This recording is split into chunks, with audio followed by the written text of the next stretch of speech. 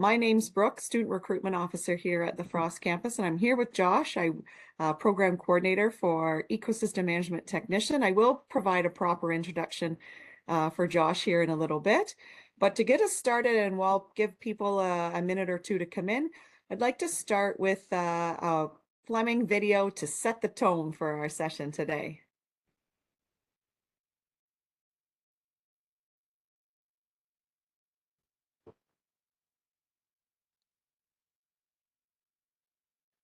All right. Not sure we're not playing here for us. Maybe pull it there, even go do a restart. Yeah, I'm gonna just end and restart it here, see what happens.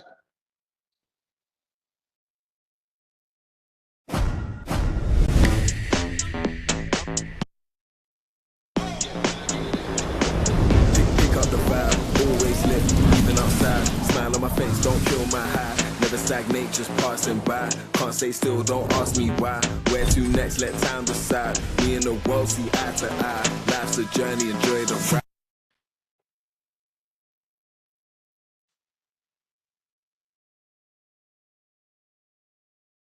All right, it ended a little quickly there. It did. Did that go through?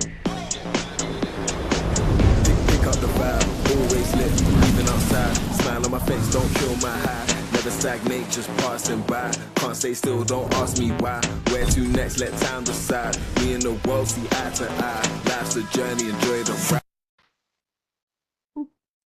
That's okay. We can fix that later. We'll move on to the next slide. Thanks, Josh. I would like to offer a land acknowledgement that Fleming does sit respectfully situated on the Mississauga lands and the traditional territory covered by the Williams Treaties. Miigwech to the Mississauga peoples for allowing us to continue to work in your territory. I'm very thankful to live and work on these lands very much.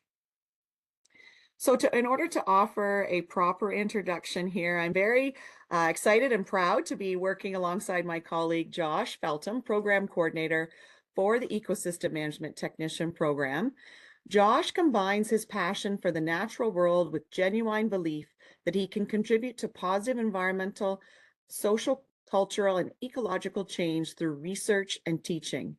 He is a full-time professor and coordinator for the EM program, as I mentioned, and Josh completed his undergraduate degree in zoology and environmental science at the University of Toronto. He managed Canada's largest indoor reptile zoo for 10 years before deciding to move his family to a small biological research station in Costa Rica. There, Josh collaborated with Fleming College faculty to develop an international field research experience for ecosystem management students.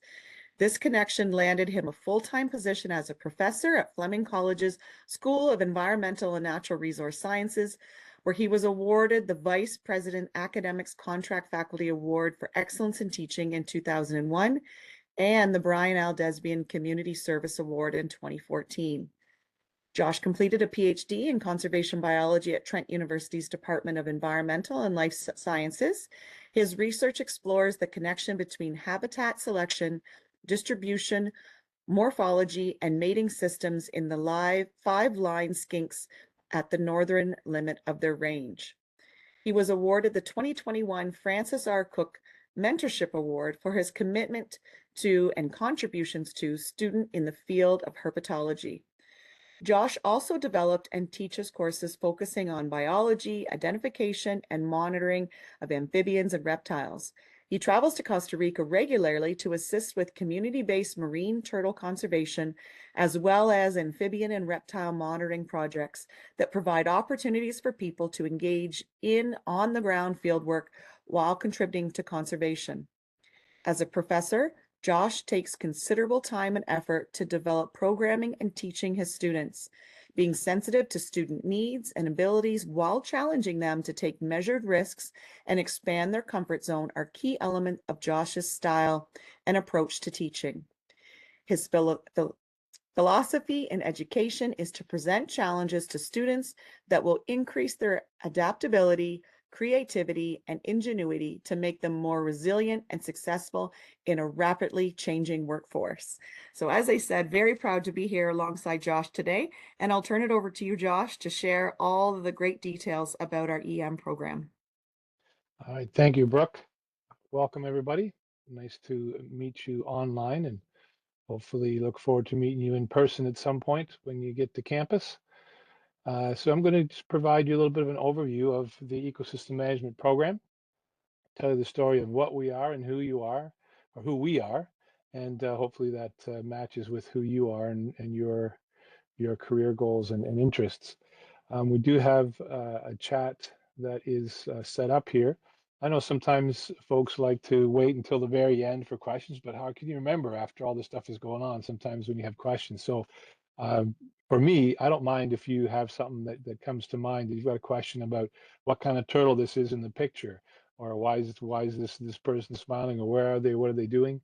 I'm happy to answer questions along the way as we're going through here. So feel free to text into the chat to ask any questions that you have. Okay, because this is actually for you. This is not for me. This presentation and this time is for you, and you're taking your valuable time in the evening to join us. So I want to make sure that you get what you need out of this session. So I'm going to talk to you about the program in the context of these 8 principles. The field of ecosystem management, they have sort of 8 guiding principles that we use to make decisions, right? In ecosystem management, as you can imagine, our job is to look at ecosystems, understand how they're functioning, and then make decisions to ensure that those ecosystems continue to function the way that they should, because they support life on this planet, including our own. And so we use these 8 principles to guide our decisions and our actions in ecosystem management. This image here is a photo of Ben. He is a graduate of the EM program, and he right now is in Ireland. And he's in Ireland at the University of Sligo. And with the program, graduates can go to Ireland, and in 2 semesters. Your microphone muted for some. Oh, can you still hear me, or is it gone? There we now? go. You're good now. Okay, thanks, Brooke, for letting me know. So he's in Ireland studying and completing a degree in basically biology. So he's taken his time in Fleming, or at Fleming in Lindsay, 2 years as a diploma, and then he was able to go on to Ireland to do his degree. And there's actually 3 other students there with him. So we have 4 students that are graduates from the ecosystem management program that are in Ireland completing a degree after having finished their diploma. In this image, though, he's holding an endangered spotted turtle. This is part of his field placement that he did at the end of his last semester at the college, and he's working in an area that's a protected area. This is an endangered species. There's all kinds of issues at this site, including changes to the vegetation from invasive species that relate to what you learn in our program. So, what is ecosystem management? Let's have a look. First thing is when we are making decisions, taking action, we want to make sure that our actions are sustainable. This planet doesn't need us, as people have said many times in many different contexts, but we need the planet, and we need the planet to function effectively. And that's really what we do in ecosystems management. We look at how does the planet function, and what can we do to ensure that the things that we do on this planet are in line with the way that it works, in terms of resource availability and the use of resources and the environment that we depend on. And so we need to understand what would make that sustainable. And when we talk about sustainability, we're not just talking about the sustainability of, a forest. In this image here, this is a forest plot at where we have our fall camps. And we have our fall camps up at Camp Wanakita, which is a camp near Halliburton. And we spend 3 days there collecting data in forest plots where we're monitoring what's happening in those forests over the long term, and understanding what's happening in those forests and how they're functioning is important. But we also need to recognize that people are part of the system as well. And so we need to make sure that our decisions are sustainable for the ecology and the ecosystem, but also economically, socially, and culturally. So, how do we ensure, for example, in the social element, there are people that work in these forests, and for example, they might be working in the forest industry where they're going to be harvesting lumber. How can they harvest that lumber from these forests in a way that's sustainable? So that then helps to support them economically, as well as the environment. So first thing that we always think of, first principle is sustainability. And we also look at that with respect to how we address and look at students that are engaged in our program. We know that the only thing in your life is not necessarily going to school and studying for exams. You have things that happen outside your life. And while our program has high standards in terms of what we expect of you, we are there to support our students as well. We do look at the sustainability of your experience at the college, and how do you balance your time and your life there too. So we use this as a guiding principle, not just in the industry, in the field, but we use it as a guiding principle to how we approach each other and the way that we address things in the program as well. So number one, sustainability. You will learn then, obviously with these camps, you'll learn how to go out and collect data here. This is a Macy. She's actually a student that went to South Africa last year in 2025. She spent a semester finishing her last semester at the college in South Africa, doing a semester abroad. Here she is with a salamander in halibut in the forest. All right. So once we sort of have the idea that we're going to, be sustainable, we got to think about what our goals are. And imagine that you have some goals with respect to your career. All right. And imagine a lot of you are interested in doing something positive for the environment and doing something that feels like it's fulfilling in terms of your career. And there's different motivations that you might have, but in order to really achieve anything, and to really make it concrete, you need to set clear and specific goals that you can measure, right? So it's great to say, well, I want to do something for the environment. That's not really a clear goal. I'd like to develop the skills and the knowledge and the attitudes that are going to help me to get a job in the environmental sector by the time I'm finished my diploma in ecosystem management. So I'd say your goal might be that within 2 years, you're working in the environmental sector using the skills and knowledge that you've acquired at the college. This image here in the center, we have something called a pygmy shrew. And this pygmy shrew was captured in a live trap, which you can see in the image on the left. It's a small live trap that we set up, and we had these traps set up in the field right here on campus. And what we're doing is we're monitoring the small mammal species that are on campus, because one of the projects that our program is involved in is establishing a tall grass prairie ecosystem on campus. And so we have a specific goal to convert this portion of the campus to a tall grass prairie. And one of the things that we are doing to achieve that is monitoring the species of wildlife that are there, and then looking to see what happens with the species that are present as the system changes, as the plant community changes from a meadow community to a more grassland community. And we're actually experimenting to discover which species of tall grass prairie species can survive in this environment, because it's not the typical prairie conditions in terms of the soil. So we're contributing to research on the restoration of tall grass prairie in places that are not necessarily already ideally suited for tall grass prairie species. And so one of our goals with this project is to identify the species of plants that can grow in the type of soils that we have on campus.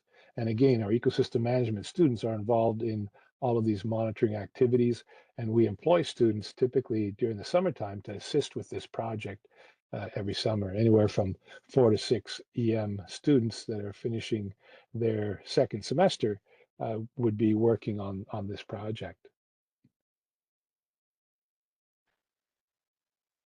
So this is another key element of what we do in ecosystem management. We want to be sustainable, we want to have goals, but those goals need to be based on information that is reliable.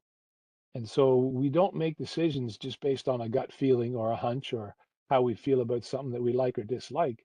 In ecosystem management, we make decisions based on evidence, right? And that evidence has to be collected in a certain way. And this is what we spend a lot of our time doing in the program, is teaching you how do you go out into the environment And this example here, these students are working on collecting water samples and samples of invertebrates. In the center there, we have a damselfly nymph, and they're collecting information about these ecosystems to monitor what's happening within those systems. The lake that they're working on here, we have data for, partnered with the Cottage Association that spans 15 years.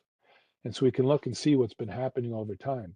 But we train our graduates to go out and collect this data. How do we go out and assess the water chemistry to see about what's what are the pH levels like? You know, what are the conditions in terms of zooplankton and phytoplankton, which are tiny organisms that live in these systems, but they form the foundation of the food web. And then how does that relate to species that are a little bit higher up in the food chain, like the nymph in this picture? So we really make sure that you have the skills and the knowledge to assess both terrestrial and aquatic ecosystems. So we spend a fair bit of our time at the college outside. You'll have lectures which provide introduction to the concepts that we have in the program about ecology and ecosystems and how they function. But where it really all comes together is in the labs when we're outdoors doing the work. And as you have seen so far, that work is hands-on.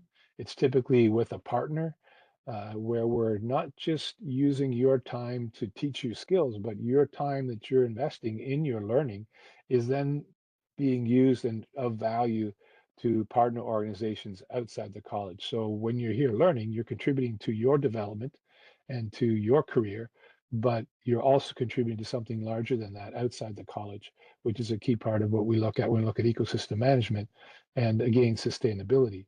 How can we make the most of the time and effort that we're putting into learning these skills and developing these skills? How can we make the most of that and benefit other organizations and other initiatives that we're involved with? So a lot of your time is spent learning how to collect data, how to analyze data, and interpret that data. What does it mean if we have a lot of these nymphs like we have in this image here? If we have a lot of them in our sample from a lake or a river ecosystem, what does that tell us about the health and sustainability of that system? The other thing we look at when we look at these models of understanding, our program, we spend a fair bit of time also talking about the human element, right? Because as I said, the planet functions on its own. And whether we're here or not, it's going to continue to function on its own. What we're really trying to do when we're looking at ecosystem management is we're actually managing humans, and we're managing humans and human activity on the planet. And so we need to understand not just the science of sample collection, but what are social scientists? You know, how do people function? How do people interact? What do they need? Are the economic elements? We can come up with solutions, say, hey, well, we need to reduce the uh, amount of phosphorus going into the lake to cut down on the algae growth, which will help keep the oxygen levels at a better level. But what's causing that phosphorus to get into the lake? Okay, well, it's people. And it's people maybe fertilizing their lawns, and people fertilizing their lawns around the lake, and then also having their lawns go all the way up to the edge of the lake. And so runoff from their property is causing excess phosphorus maybe to get into the lake, or maybe it's their septic tanks that are causing excess nutrients to get in the lake. So we need to understand that that's the cause. And so, well, it's simple. We just won't let that happen anymore. But we have to talk to the people that are living on the lake and say, hey, here's something you can do. You can allow the vegetation to grow a little bit longer at the edge of your lake to create a buffer between your lawn and the lake. We're not telling you that you can't have your lawn, but maybe if we make a slight adjustment. So we need to figure out what is it that's going to get people to change what they're doing, right? And that's really what we're ultimately faced with. We know a lot about what the issues are, but we need to get humans to change their behavior. So we need to understand the science of sociology and psychology and how to motivate people and inspire change as well. So that's a big part of what we talk about in our program. We also recognize that ecosystems are very complex and difficult to understand fully, and we certainly don't understand them fully. And here we have students engaging in a project that's near and dear to my heart. We have these cover boards, these pieces of plywood that are set up on two properties on campus. and we're monitoring the snake diversity and population at these two sites. And you might think, well, what do snakes really do for the ecosystem? And some people might not really see much of a connection there, but snakes are certainly part of the system. Most snakes actually end up being food for other things. So other things eat those snakes, so they're a valuable food source. But snakes also eat organisms that might otherwise spread disease. For example, rabies. Rabies is a disease that's specific to mammals, right? So when a bird eats something that has rabies, or a reptile eats something that has rabies, or an amphibian eats something that has rabies, and amphibians do eat things. You get a big bullfrog, might eat a small rodent. But if these animals eat a diseased animal from a different group, the diseases that might affect a mammal are not necessarily going to affect them. So that complexity of having different types of organisms in the ecosystem helps to manage. Doesn't eliminate disease, but it helps to manage disease. And one of the things, for example, if you like to go out into the field and explore these days, ticks are a real common issue for people, and ticks can carry Lyme disease in Ontario anyway. Well, snakes feed on rodents, and those rodents are a key part. If we have really abundant populations like the rodents we were monitoring with the live traps, if there's a lot of those in the grassland ecosystem or in an ecosystem in general, that can increase the tick population, which then increases our potential for exposure. And so again, this is the idea of sort of complex relationship between a disease that affects humans, going all the way back to having a good, healthy snake population that's helping to feed and manage the rodent population. So we talk a lot in ecosystem management about, and we teach you about the connected nature of different elements of ecosystems. So in your second semester at the college, you'll take your first core ecosystem management program course called Ecology Concepts and Linkages, where we start to learn about these. And then you get into your third semester, you'll be taking more specialized ecology courses. So instead of a general ecology course, in the third semester, you take a terrestrial ecosystems course, which, as you could guess from the name, is all about terrestrial ecosystems. And you take an aquatic ecosystems course, which looks at the aquatic component. And you also take a course called restoration ecology, where we look at terrestrial and aquatic ecosystems. We assess to see how they're doing. If there are some issues within those systems, we learn what are the little things that we need to add, that we need to facilitate in the ecosystem in order to help it to get back on track. So again, this is a project that we have right on campus in the spring and in the fall. We check these boards for snakes and document which species are present and how they're, and their abundance. If you look on the image on the right-hand side there, they're holding a scanner. That's a scanner that's used to scan a tiny tag. So we will insert a tag underneath the skin of the snake, and we can scan over the cover board and see if there's a snake that has a tag in it already. And this helps us to understand the number of individuals. So it's like a mark and recapture. And we can get an idea of how long the snakes live, where they're moving to, if they're found at this board 1 week and another board another week, or maybe we find it once 1 year and we don't see it again for 2 years, and it's all grown up and we have a reunion and everybody's happy to see that everybody's still okay. But we use these tags and these scanners. So that's some of the equipment. We teach you to get out there in the environment, but we teach you how to use different types of equipment in the field as well, which will help you in your careers. So things are complex, connected, and unknown. Here's another thing that we're looking at. You saw the live traps where we're monitoring the population of small mammals in this tallgrass prairie restoration site on campus. Here we have a special setup that actually uses camera traps. So it's actually taking photos or video actually of the small mammals. With the live traps, we are being more invasive is a term that we use there, where we're actually containing the animal. There's a chance that the animal might get injured. There's a chance that the animal might get stressed out and suffer in the trap. And so we have to be very careful when we're trapping and handling live animals. And sometimes that's necessary.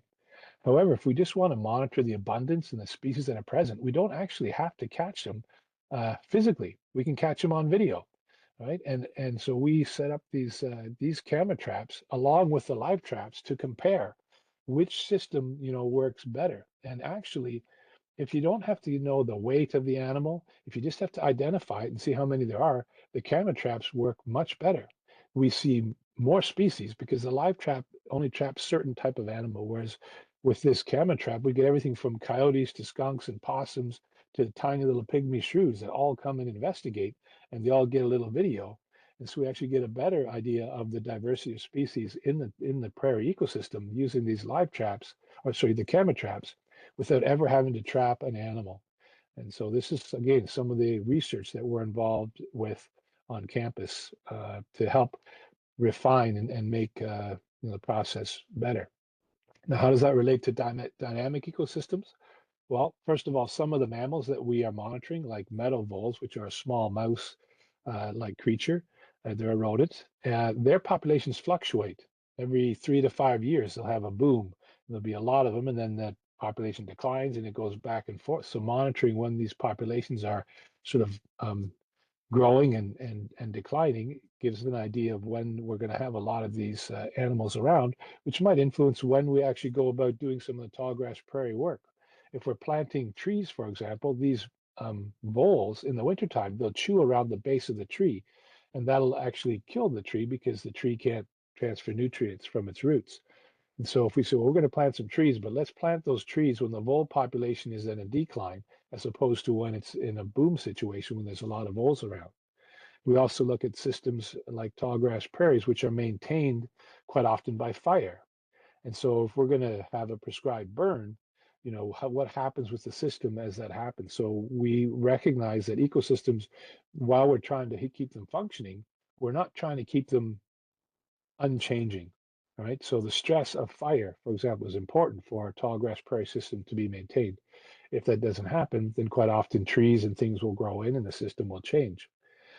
Flooding, freezing, thawing, drought, these are all important stressors that are necessary. And I know that people don't tend to like stress, but you're alive right now because of stress.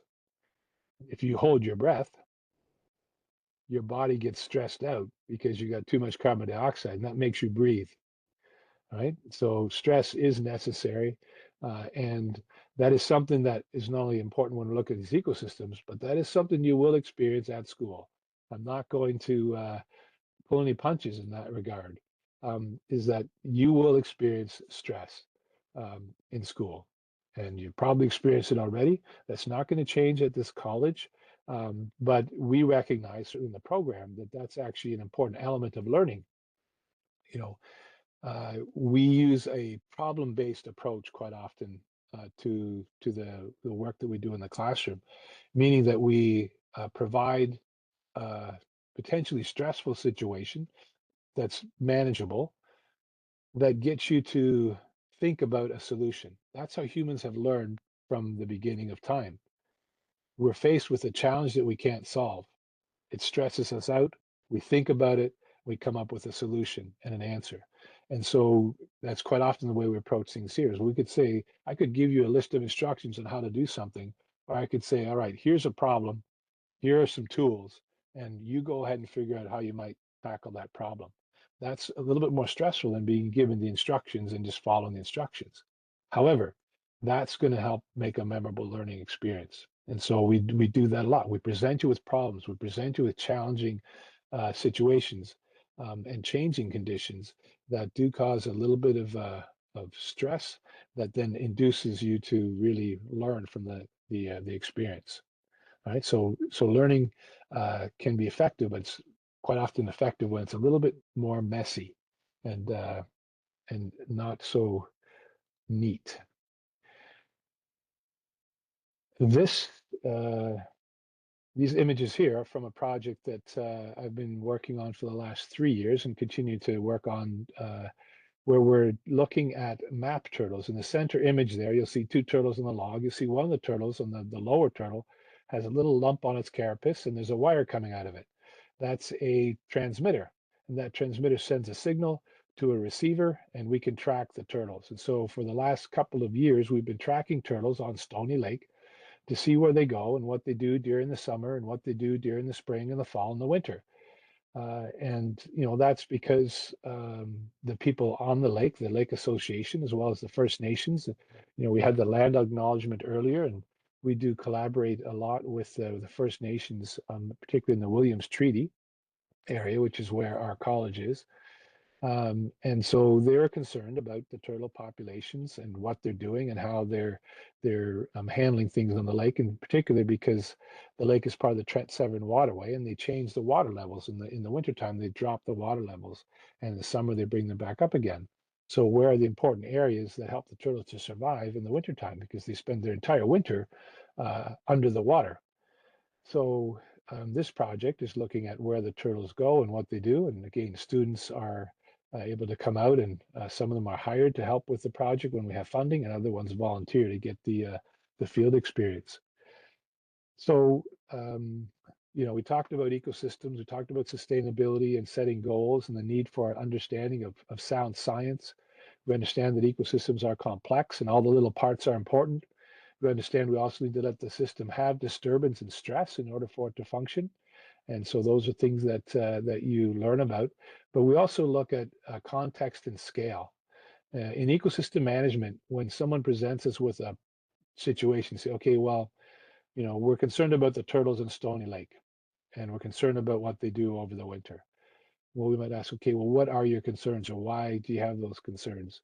And, if we do something here where we're studying the turtles, and we say, all right, well, the water levels are being dropped too low in the wintertime. It's causing an issue for the turtles. So we might have solved a problem for the turtles by saying, all right, don't let the water levels down so far. But what we can create then by doing that is that on a bigger scale, if we don't drop the water level down far enough in the springtime when we have all the snow melt, and with all of the impermeable landscape in some of the more urban areas that are on the Trent Severn, you could end up having the water levels going too high, and now we've got people's cottages and homes and things along the shore being affected, because we found a solution for the turtle problem, but then we created a problem for the human population, right? So then this is a matter of making decisions and thinking about, all right, this solves a problem at this level, but what about a level above that or a level below that? Have we created a new one? So before we take action in ecosystem management,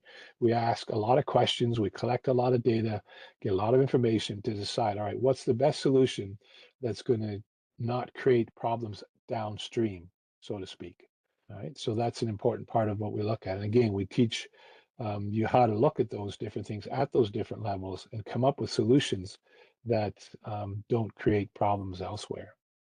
So yeah, these are our turtles. I was just talking with some folks today um, about this project, and we're looking at maybe the next step that we're going to set up is actually start doing some underwater monitoring. So we saw the trail cameras that we were using in the field to monitor small mammals.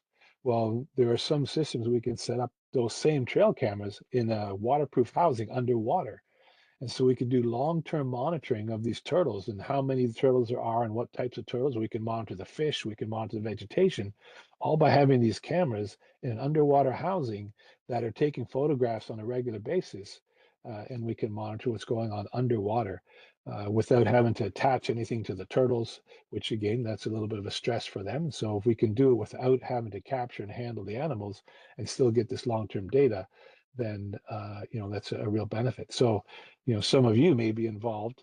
By the time we get going, if things go according to plan, we'll be probably putting some of these cameras in this summer, and by the fall, and then in your third semester, you could be involved in coming out to the lake and helping us clean the cameras and pull off the SD cards and see what kinds of shenanigans those underwater beasts have been up to. So that's a pretty cool sort of next step to this turtle project that you could get involved in. As I said, humans. When I was, well, I don't know what age you are as far as going through, but I imagine you're probably younger than I am coming to college. But if you're not, that's great too. We work with people of all ages in the program, and so whether it be a mature student or someone just out of high school, you can have success in this program. But when I was younger, I did not have a great uh, outlook on human beings as a species. Let's say they were not my favorite species. But at some point, when Brooke mentioned in my bio, when I quit my job at the reptile zoo and moved down to Costa Rica, I came to a bit of an epiphany, a turning point in my thoughts and uh, approach to human beings. I recognize that it's great for me to learn about the ecosystem. It's great for me to learn about things like this little painted turtle that's crossing the road at a local conservation area. Um, that I can learn about that turtle, but really it can look after itself and the system can look after itself, provided that I'm looking after the people that live in this community and making sure they can meet their needs in a way that is less impactful, that has less of a negative impact on the system. So I realized, oh my gosh, I have to care about people. I have to love human beings. This thing that I thought was, a scourge and a disease on the planet that was the worst invasion ever. And to realize I have to empathize with this species. I have to care about this species and I have to find solutions for this species and how they work on the planet so that the species that I really, really love, like little turtles and snakes and frogs, can be protected and share this planet with us. And so that's really a key part of this is that we recognize that people are the issue and we need to manage the needs of people in a way that helps us to sustain the planet. And so we have to be really good at engaging people in the process. And one of the things that we really emphasize in our program, that's again, all programs at the college, you learn skills in the field, you learn how to use equipment, you learn how to collect data, you learn how to analyze data. The ecosystem management program is doing that on a broad scale. All right, our program has the broadest scale of information, everything from forestry to fish and wildlife to aquatic ecosystems and environmental assessment. It's all included in our program, and we look at it from the big picture, from a broad perspective. And a big part of that is making sure we understand how to engage people in the process. How do we respect the values and the opinions and the worldviews of other people? All right, and then come up with solutions. And a really important part of our approach is listening, not going in thinking we have all the solutions. We need to go and listen. I was at a meeting this afternoon with folks at Alderville First Nation. They've acquired some property and they want to figure out what's on that property. So listening to what their needs are, what are their goals and objectives, then will help me to understand if there's something I can do to fill in some gaps in terms of their capacity and what they're doing. And so in ecosystem management, we really emphasize the need to listen and to have an open point of view. I learn things every day when I'm in a classroom with people, not even in the classroom, passing somebody in the hall, uh, because I've learned to listen and understand and ask questions more than to talk and offer my opinion. And so that's an important part of ecosystem management. We want you to listen and respect the perspectives. You don't have to agree with the perspectives of everybody, but in our program, we've got everybody from vegans, to avid hunters. And we share the same space and we have respect for each other and recognize that this is the spectrum of people that are out there in the world that we have to deal with. You're not going to convert everybody to one thing or the other.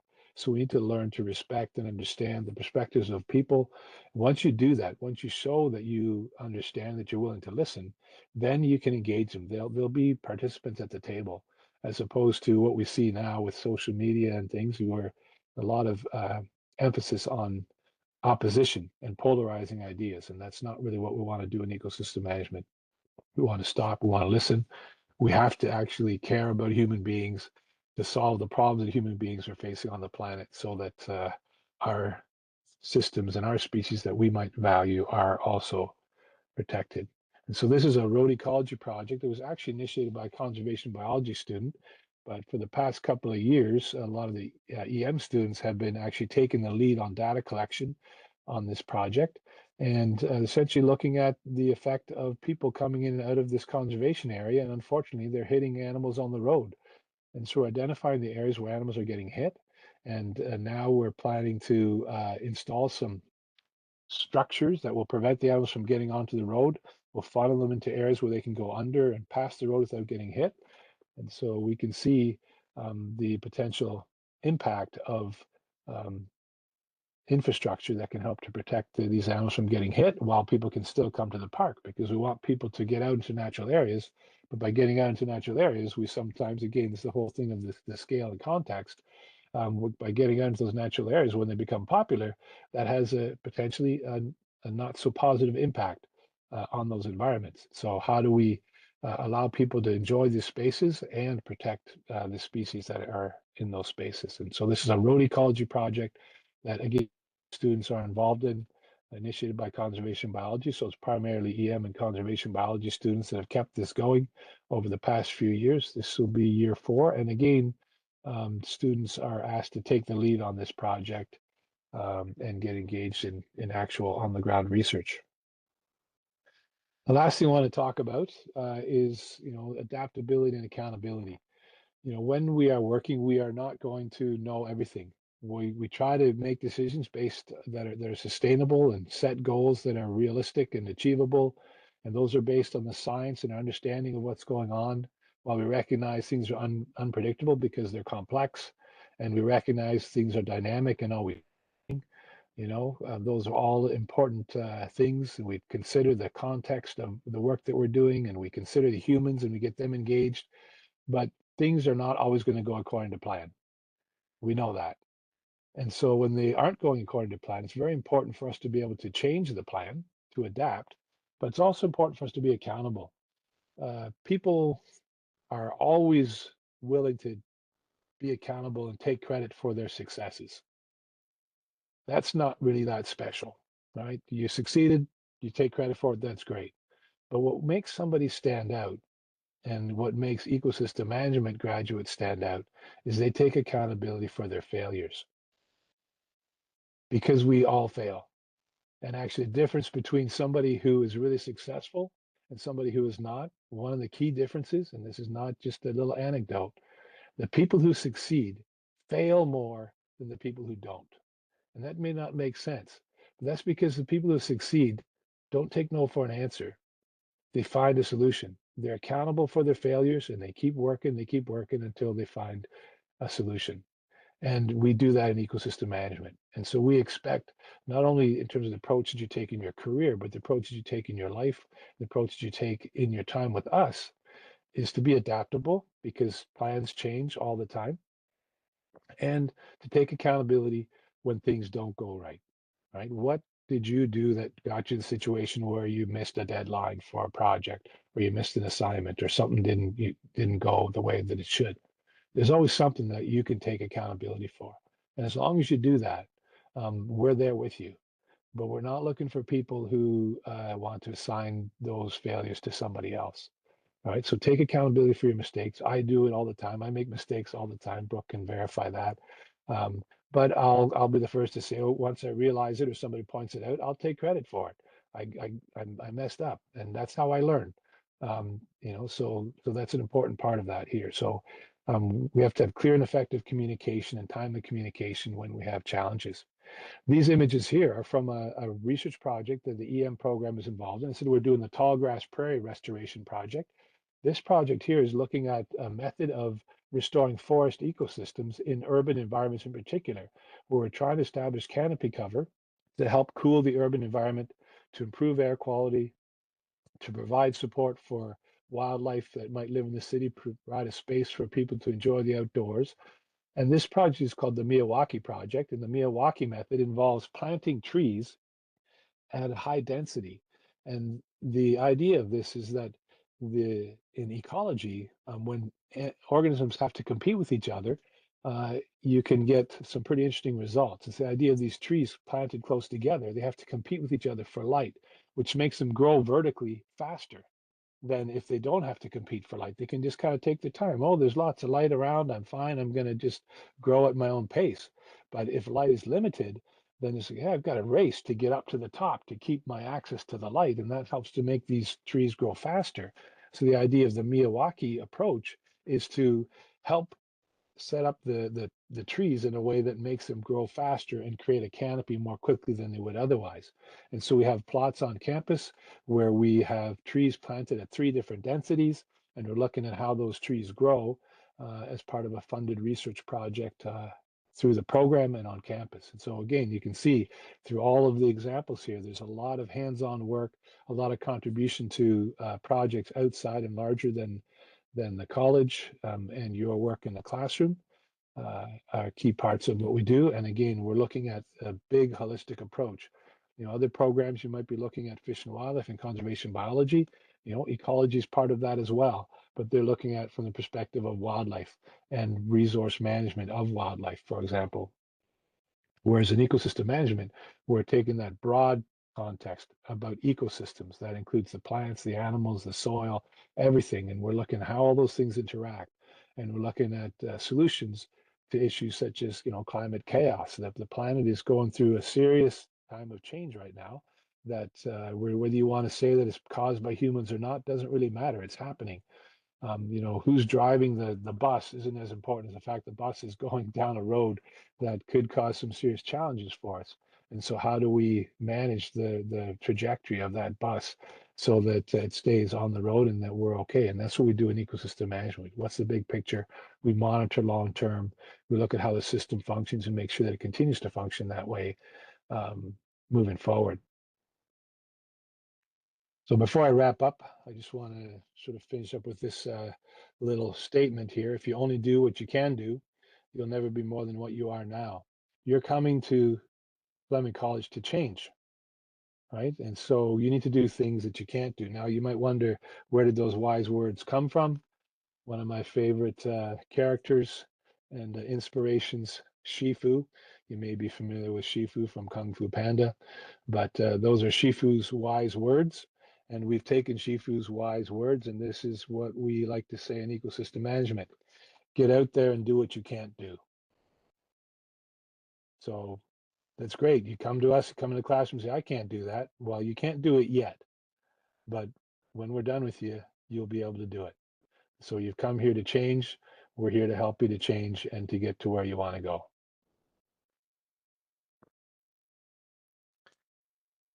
That was great. Thanks so much, Josh, for that overview. Very helpful information. I even learned some things too, which is always important, like you chatted about. We do have some time left here to open it up for questions. So if anyone has questions for Josh, please pop them in the chat and we can answer them. And even Josh and I mentioned about leaving our contact information too, so that folks could connect with us after if there's any follow-up questions. But I see one in there, Josh, so I'll hand it over to you and we can work together. Yeah. Yes, Alexa asks, do you know the approximate price of required textbooks for this program? For the total time in the program,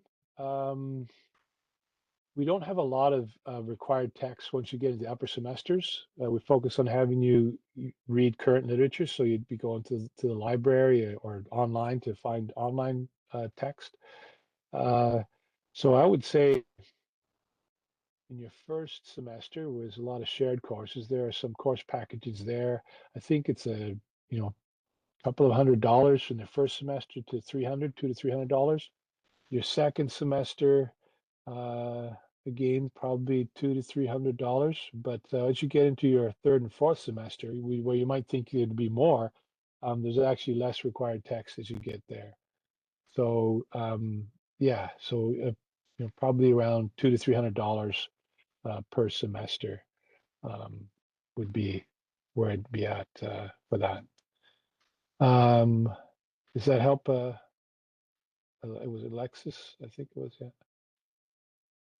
Okay, so the next question I see here, it was Alexis. So Nora asks, could you tell us more about the study abroad semester and how to get involved?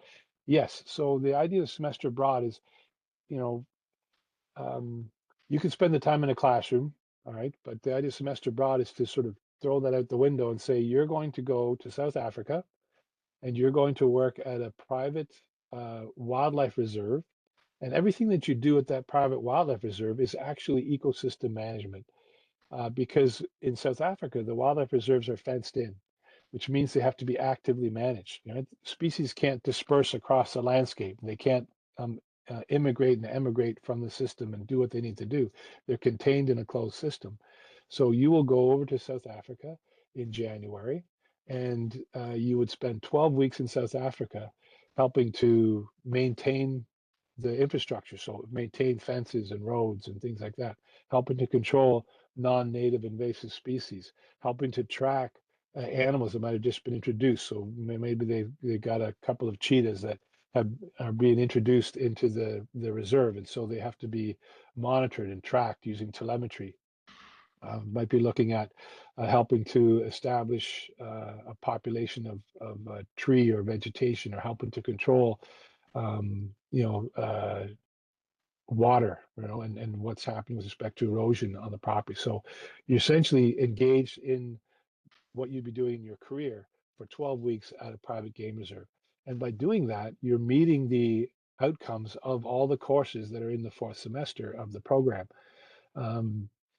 In order to go, we can have a maximum of 10 students that go. And in order to qualify, there's certain steps that you have to take in order to qualify. So you've got to submit an application by a certain day. Actually, tomorrow is the deadline for the students who want to go in 2027. Tomorrow is the deadline for those students to submit their application for the position. If there are 10 students or less that submit, well, then they can all go. If there are more than 10 students, then there's more to the selection process. There's a job interview, there's a physical fitness test, and there's a written test. And we score all of those things to see who the top candidates are if we have more than 10 applicants. All right. So that would be the situation, Nora. There is an additional cost because you're not staying on campus. The difference in the cost of being in South Africa to the cost of being in Lindsay, when you factor in food and accommodation and everything, it works out to be about the cost of your flight. So it might cost you about $2,000 to $3,000 more to go to South Africa, but that's what it costs to fly there. All your other expenses are pretty similar. You're paying the same tuition rates. You've got your accommodation costs for being in South Africa, for food and lodging, all that, pretty much the same as you would if you're renting an apartment in Lindsay. All right, does that help with that, Nora? And I see a question from Keed. Is it Keed or Cade? So you need to apply roughly after so it happens in the second semester, Nora, and we let you know exactly when that process is. We don't keep it a secret. We want people to go. So we let you know about the process and when it's starting. All right, And so I have is the it pop? answer for CADE too for transfer Yeah, credits. I can put it right in the chat just for everyone because it is helpful to know that we do consider transfer credits, and it's done once you're enrolled as a student, and it's done through your student portal. So yes, we do consider transfer credits when from university, from other colleges, and they can be viewed on a course by course basis. So excellent. Thanks, Brooke. yeah, you bet. Yeah. So, and we have plenty of students that do get those transfer credits if they've got some post-secondary experience. Absolutely. Don't know if we have any other questions, thoughts, concerns, queries.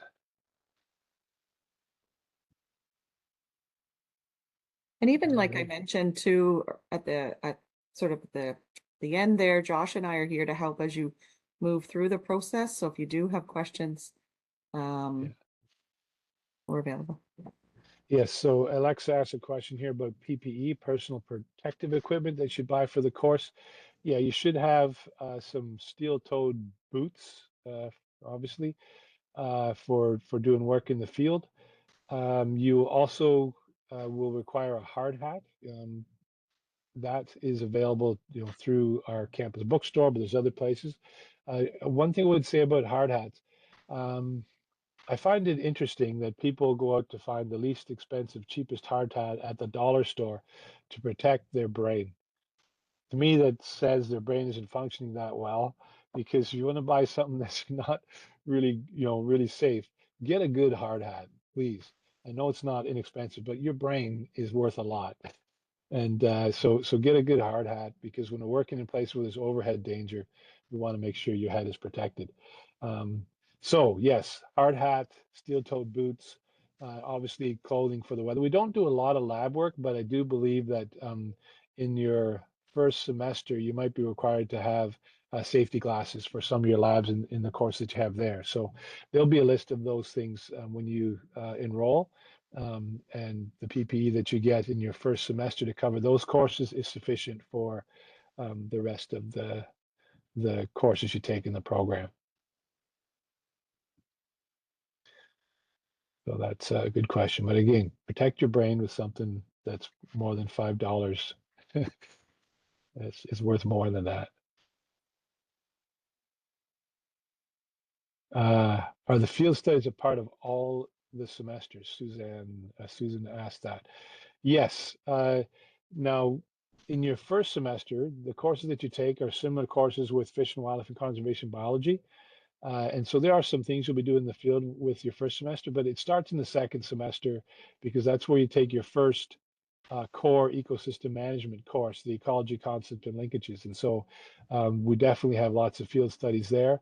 In your second semester, you have a course called trees and shrubs where you learn to identify trees. And so you're outside a lot doing that, but it's not a research project. You take a course called forest measurement where you learn how to assess forest ecosystems and collect data about the trees there. And those labs are done at sites that we've been going to visit for a very long time. And so, yes, we have a long-term data set for the sites that you go to for your forest measurement labs, right? So those are some examples. And as we get further on, into your third, fourth semester, you're getting more and more into field studies and research projects like the ones that you saw in the slideshow. Those were things that are happening in your third semester in terrestrial ecosystems, restoration ecology, and aquatic ecosystems courses. So that builds, it becomes more integrated as you advance in the program. Yes, you're welcome. She It said is it, exciting.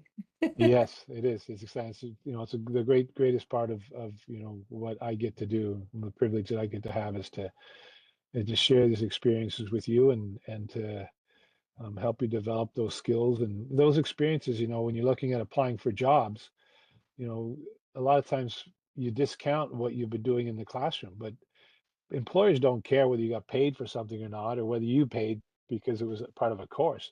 If you can demonstrate that you know how to go about and collect data in an ecosystem using quadrats or transect sampling or using a pH meter or all kinds of tools you can use. If you can demonstrate that you've done that, and you will be able to if you apply yourself in the program, then that's going to help you get a job whether you've been paid for it or not.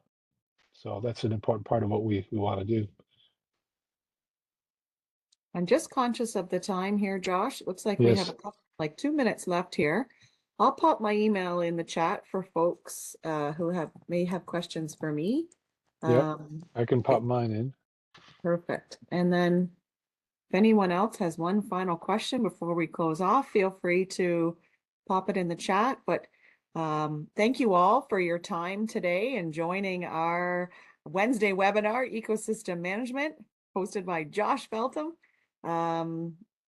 Lots of information shared today. We hope that you choose Fleming College. We hope that you choose EM, and we're here to help you along your education journey as you prepare to join us or just continue to explore your options. We're excited You're welcome, too. Serena and Kendall and everybody. Thank you for coming and spending some of your valuable time with us this evening. We really appreciate it. We know time can't be replaced, and you spent some time with us this evening. We really appreciate it. Thank you. All right, that looks like it is. Thanks, everyone. Have a safe evening and hope to see you all on campus. All right. Good night.